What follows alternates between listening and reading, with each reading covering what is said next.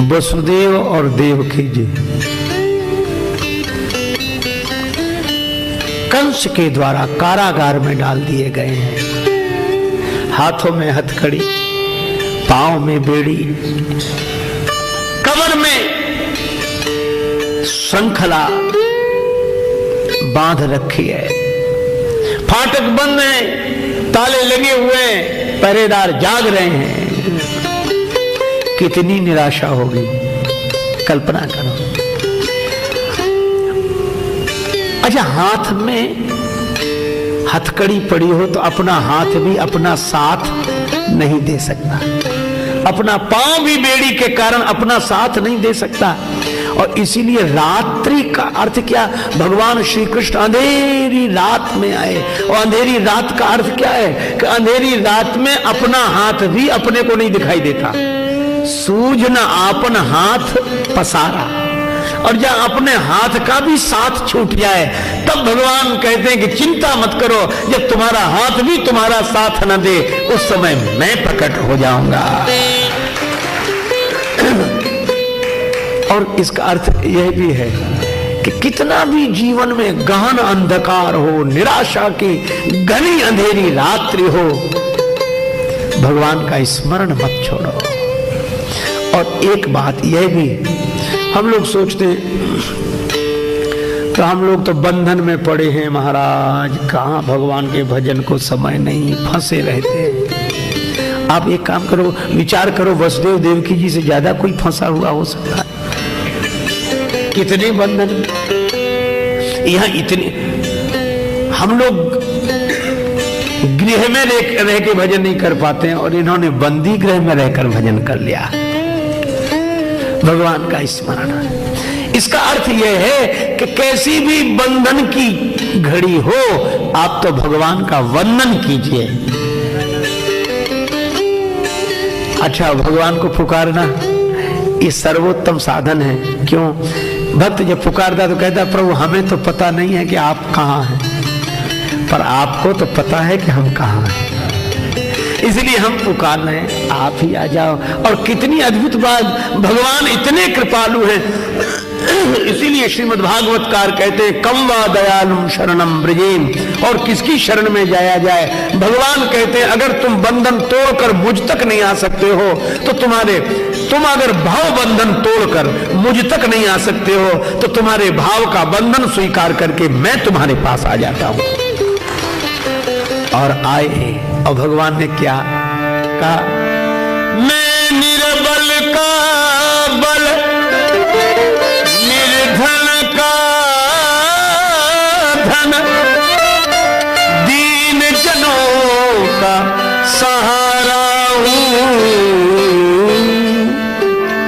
बंदी गृह वासिनी देवी सुनो, मैं अष्टम लाल तुम्हारा हूं। भगवान ने दर्शन दिया। एक बात और बस, भगवान बोले मैं गोकुल पहुंचाओ। वसुदेव जी की आंखों से आंसू बरसने लगे कि पहुंचाए तो वो जो पहुंच पाए, हम तो बंधन में पड़े हैं, हम कैसे पहुंचाएं? भगवान रो रहे, नहीं नहीं नहीं पहुंचाओ। और संकेत क्या था? भगवान ने कहा रे बंधन मत देखो, हाथों की हथकड़ी, पांव की बेड़ी, जेल के फाटक बंद, ताले लगे हुए, यह सब मत देखो, फिर मेरी ओर देखो। तो आपकी ओर देखने से लाभ? भगवान बोले तुम एक काम करो। क्या? बोले मुझे सिर पर बिठा लो किसी तरह, सारे बंधन अपने आप कट जाएंगे, अपने आप टूट जाएंगे। अब वसुदेव जी सोचने लगे कि भगवान को बिठाएं किस में।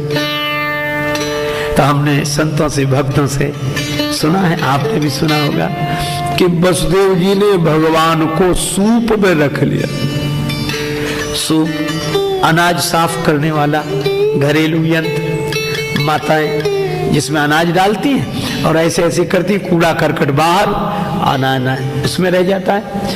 कबीरदास जी ने इसकी उपमा दी, साधु ऐसा चाहिए जैसे सूप सुभाए, सार सार को गही रहे, थोथा दे उड़ाए। लेकिन एक दूसरा यंत्र भी होता है माताओं के पास घरों में, वो आटा साफ करने वाला चलनी। चलनी की विचित्र विडंबना क्या है? चलनी में आटा डालो और ऐसे ऐसे हिलाओ, कूड़ा करकट सब इकट्ठा, सार सार सब नीचे। समाज में भी दो ही तरह के लोग होते हैं, कुछ सूप की तरह होते हैं जो सार सार अपने पास रखते, कूड़ा करकट फेंक देते बाहर, और कुछ चलनी की तरह होते हैं, वो कूड़ा ही करकट इकट्ठा करते, सार सार सब नीचे। कोई मतलब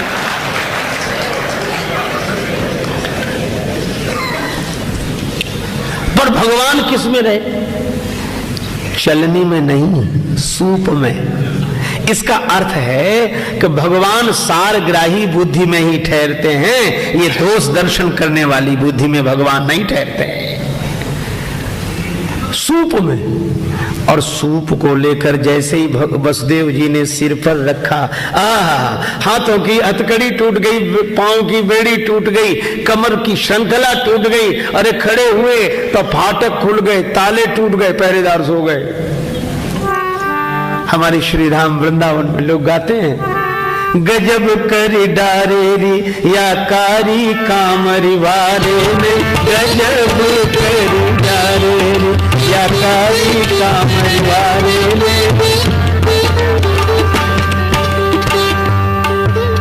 मथुरा में यान जन्म लियो है, बड़ी विलक्षण लीला है भगवान की, कहीं जन्म कहीं जन्मोत्सव। देव रटे अपनी अपना, विधि के परपंच न जात निहारे, और बेटा भयो वसुदेव के धाम, और दुंदुभि बाजत नंद के द्वारे। कहीं जन्म कहीं जन्मोत्सव। मथुरा में अन जन्म लियो है, मथुरा में अन जन्म, गोकुल बजत नगारे, रिया कारी कामरवारे, गजब करी डारे या कारी कामरवारे।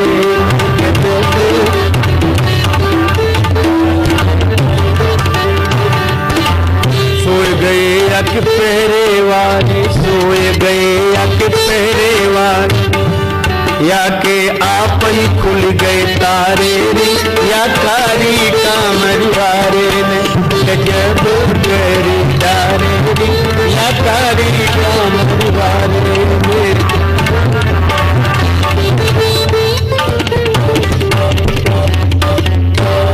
वसुदेव जी चले, जमुना जी ने रास्ता रोक लिया, वसुदेव जी फिर भी आगे बढ़ते गए। किसी ने कहा कि जमुना जी बढ़ रही, जल स्तर बढ़ता चला जा रहा है, और क्या कर रहे हो, फिर भी आगे बढ़ रहे हो, प्रतिकूल धारा है। वसुदेव जी ने कहा कि सामने कैसी प्रतिकूल धारा है, क्या बढ़ रहा है, मैं नहीं देखता। क्यों? बोले मैं तो उसका ध्यान करता हूं जिसको सिर पर बिठा रखा है, सिरोधार्य है। तो कैसी भी प्रतिकूलता है, भगवान सिर पर है, चिंता काहे करते हो, आगे बढ़ो। और भगवान ने क्या किया? अपने चरण छुला दिया, और जमुना जी ने जो भगवान के चरण छुए रास्ता दे दिया। इसका अर्थ है कैसी भी प्रतिकूल परिस्थिति आए, भगवान के चरणों में डाल दो, अपने आप रास्ता मिल जाएगा। ले वसुदेव चले गोकुल को, ले वसुदेव या के जमुना चरण पखारे, रिया कारी कामर वारे ने गजब कर। अंतिम बात, बस गए वसुदेव जी। भगवान की माया का भी जन्म उसी दिन, एक रात में दो दो जन्म हुए, एक मथुरा में एक गोकुल में। वसुदेव जी ने भगवान को छोड़ा और भगवान की माया को, योग माया सिर पे बिठाया। श्री कृष्ण रोने लगे। क्यों? बोले इसलिए रोए, भगवान को तब रोना आ जाता है जब कोई जीव भगवान को नीचे उतार कर भगवान की माया को सिरोधार्य करता है, तो भगवान को रोना आ जाता है। और यशोदा मैया सो रही थी, इसलिए श्री कृष्ण रो रहे। क्यों? बोले भगवान इतने पास हो फिर भी कोई सोता रहे तो भगवान को रोना आ जाता है। और भगवान रोए क्यों? बोले ताकि यशोदा मैया जाग जाए। और हमें तो लगता है हमारे भगवान श्री कृष्ण ने जगाने का ही काम किया है, रो रो कर यशोदा मैया को जगाया, बांसुरी बजाकर गोपियों को जगाया और गीता का ज्ञान सुनाकर अर्जुन को जगाया। जगाने के लिए आए भगवान। और जब भगवान की माया को वसुदेव जी ने सिर पे रखा तो कहां आ गए? जहां से चले थे फिर वहीं आए तो फिर फाटक बंद, ताले लग गए, पहरेदार जग गए, फिर हथकड़ी, फिर बेड़ी। इस कथा ने संकेत क्या दिया कि भगवान को सिर पर बिठाएंगे तो बंधन से मुक्त हो जाएंगे, और भगवान की माया को सिर पे बिठाएंगे तो बंधन में पड़ जाएंगे। और इसीलिए यह जो सच्चिदानंद भगवान है। एक सज्जन मुझसे बोले, भगवान श्री कृष्ण रात में क्यों आए? तो हमने कहा कि चोर तो रात में ही आएंगे, दिन में थोड़े ही आएंगे। तो वो बोले, आप श्री कृष्ण को चोर कहते हैं? हमने कहा उनसे बड़ा चोर और कौन? चोर चोरी करता है, पकड़ कर जहां बंद किया जाता है, ये तो प्रकट ही वही होती उसी जेल में। बोले उनको कोई पकड़ नहीं सका। हमने, वो चोर कैसा जिसे कोई पकड़ ले?